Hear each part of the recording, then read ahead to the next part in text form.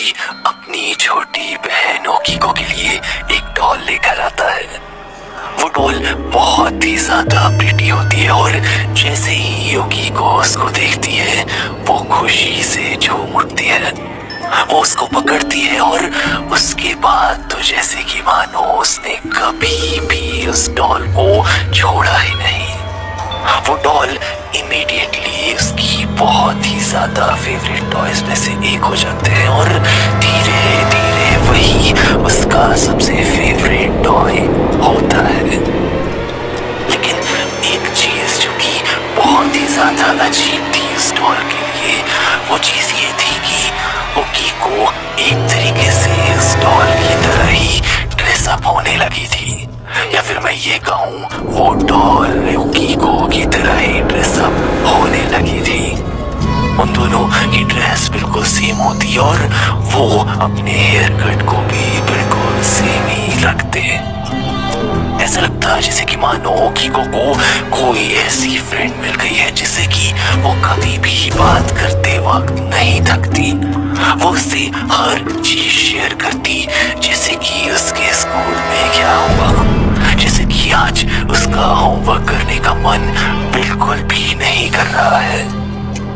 इकाची अपनी बहन को ऐसे देखता तो वो थोड़ा खुश भी होता कि उसे उसका टॉय बहुत ही ज्यादा पसंद आ रहा है, लेकिन उसे कभी कभी थोड़ा कंसर्न भी होता ओकीको को ऐसे देखकर।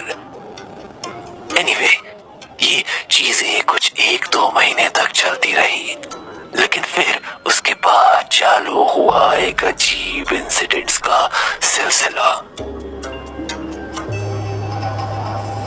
एक दिन इकाची अपने ऑफिस से जब घर आया, वो एक्सपेक्ट कर रहा था कि ओकीको या तो होमवर्क कर रही होगी या फिर वो अपनी डॉल के साथ खेल रही होगी। इकाची उसके रूम में गया और जैसे ही वो उसके रूम में एंटर होने वाला था, वो अपनी बहन को ऐसा लग रहा था जैसे कि मानो अपनी डॉल से बात करते हुए सुन सकता था। ऑल्दो उसके लिए ये कुछ 1-1.5 महीने में चीजें नॉर्मल हो चुकी थी, लेकिन वो उस वक्त जो बात सुन रहा था उसे जरा भी बिलीव नहीं हो रहा था।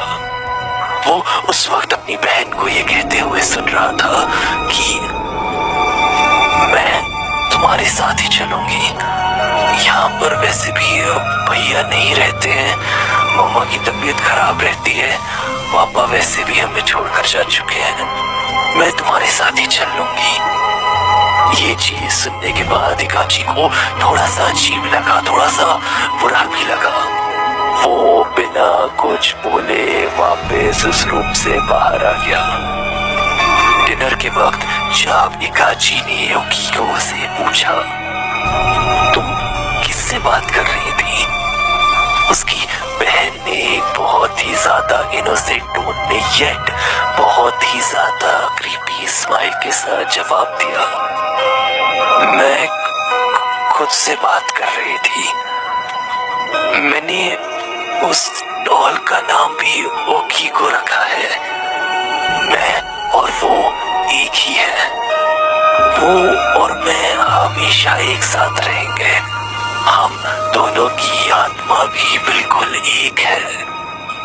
और फिर वो वहां पर हंसते हंसते अपने रूम में चली गई। उसका भाई ये चीज सुन रहा था और उसे ये एक्चुअली बहुत ही ज्यादा अजीब लगा।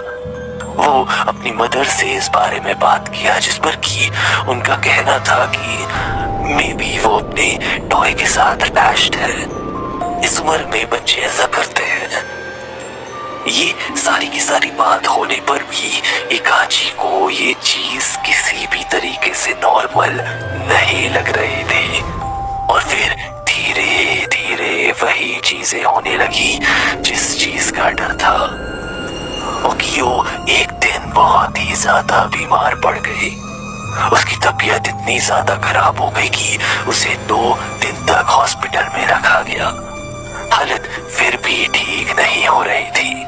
ओकीको उस वक्त भी सिर्फ और सिर्फ अपनी डॉल, जो कि उसका नाम भी ओकीको था, उसको पुकार रही थी।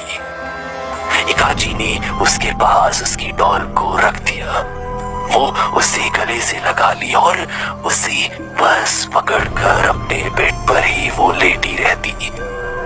रात के वक्त काम कर कर इकाची हॉस्पिटल जाता और एक बार उसने ओकीको को देखा। ओकीको की आंखें बिल्कुल ब्लैक थी, उसकी डॉल की भी आंखें बिल्कुल ब्लैक थी, उसके बाल बिल्कुल डॉल जैसे थे और डॉल बस ओकीको की तरफ देख रही थी।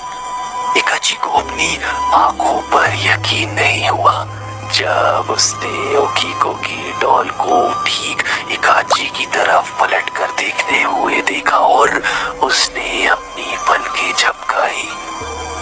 इकाची बहुत ही ज्यादा तेज चिल्लाया, जिस पर कि वहां का मेडिकल स्टाफ दौड़ते हुए आया। ठीक उसी वक्त ऐसा लगने लगा जैसे कि मानो ओकीको की हार्ट बीट धीरे धीरे कम होने लगी थी और उसी रात को ओकीको ने अपना दम तोड़ दिया। पूरी फैमिली के लिए ये चीज बहुत ही ज्यादा ट्रॉमेटाइजिंग थी। ये चीजें कैसी हुई किसी को भी समझ में नहीं आया। इकाची और उसकी मदर ने ये चीज सोची कि ओकियो की फ्यूनरल सेरेमनी में जब वो उसे दफनाएंगे तब उसके साथ ही साथ उसकी डॉल को भी वो दफना देंगे। लेकिन वहाँ के लीगल लॉज एंड वहाँ के अफेयर्स के कारण ये चीज करने पर पाबंदी लगा दी गई। अथॉरिटीज ने ये करने के लिए साफ साफ मना कर दिया। अनफॉर्चुनेटली या फॉर्चुनेटली उन्होंने उस डॉल को अपने ही पास रख लिया, लेकिन उसके बाद चीजें और भी ज्यादा अजीब होने लगी। उन दोनों को पूरे घर में किसी की आहट सुनाई देती। कई बार उन्हें ऐसा लगता जैसे कि मानो वो ओकीको की आवाज सुन सकते हैं। उन्हें कई बार वो ओकीको डॉल यहाँ से वहां पाई जाती। वो उसे एक जगह रखते लेकिन वो पाई किसी दूसरे कमरे में ही जाती। स्टार्टिंग में तो सबको ये लग रहा था कि ओकीको शायद अपनी डॉल के थ्रू उनसे कनेक्ट करने की कोशिश कर रही है। उसकी स्पिरिट बस हमारे साथ एक फ्रेंडली वे में रहना चाहती है। लेकिन ये सारी की सारी चीजें तब गलत साबित होना चालू हुई तब इकाची की माँ जब अपने रूम से नीचे की ओर उतर कर आ रही थी तब उन्हें ठीक बीचों बीच रखी हुई मिली वही डॉल।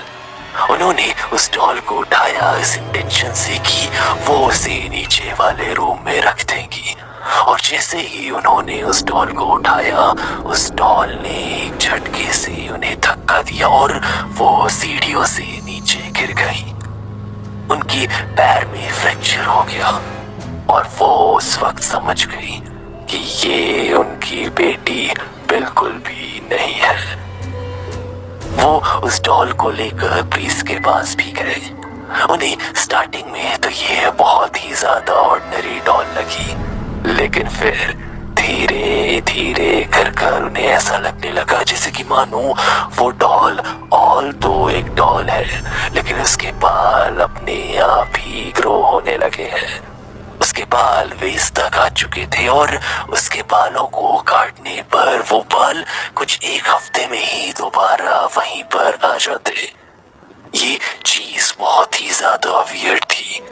इनफैक्ट उसको साइंटिफिकली भी टेस्ट किया गया तो टू एवरीवन्स सरप्राइज वो इंसानी बाल ही थे।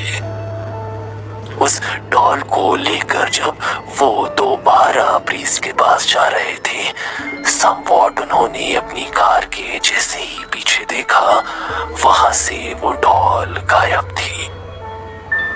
उस दिन से लगभग 2.5 साल तक उन्होंने उस डॉल को हर जगह ढूंढने की कोशिश करी, लेकिन वो डॉल उन्हें कहीं पर भी नहीं मिली।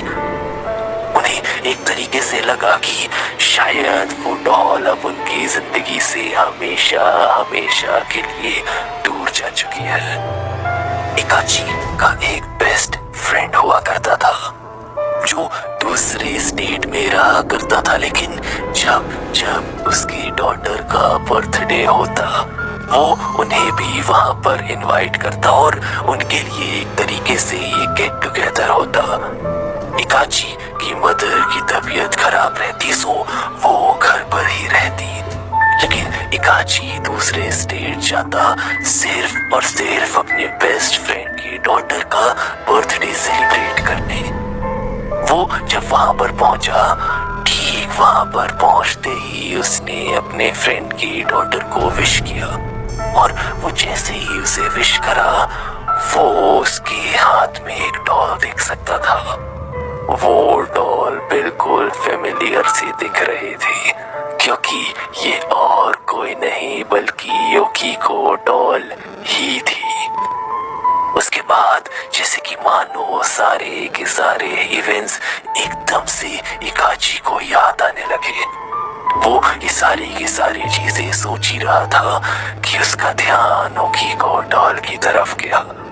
वो डॉल एक अजीब तरीके से ही स्माइल कर रही थी और इस बार इकाची 100% श्योर था कि वो कीको डॉल उसको देखकर ब्लिंक करी। ये आज भी जापान में ट्रेडिशन चलता जा रहा है। कई बार ऐसा होता है कि लोग एंड स्पेशली टूरिस्ट जापान घूमने जाते हैं और ऐसी ही कोई डॉल अपने साथ लेकर आते हैं एक याद के तौर पर। मगर हो सकता है आप जिस डॉल को लेकर आ रहे हो वो कोई आम डॉल ना हो।